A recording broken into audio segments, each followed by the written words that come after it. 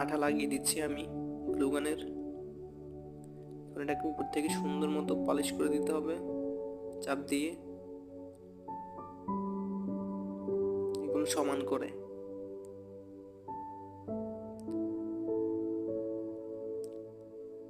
দেখো আমার সবগুলো আমি তৈরি করে নিলাম এভাবে। দেখো কতটা সুন্দর করে লাগিয়ে নিলাম সবগুলো। তো আমি হোম ডেকোর স্টিকারগুলোর উপরে প্লাস্টিকের প্যাকেট দিয়ে ঢুকিয়ে দিয়েছি যাতে এগুলো সহজে নষ্ট না হয়, এগুলোতে যাতে পানি না লাগে আর ধুলো বালুতে যাতে এগুলো নষ্ট না হয়, সেজন্য আমি এই প্লাস্টিকের পেপারটি লাগিয়ে নিয়েছি। এখন এগুলোকে সুন্দর মতো গ্লু গান দিয়ে দেয়ালের উপরে লাগিয়ে দিলাম, ফিট করে একদম সমানভাবে সুন্দর করে।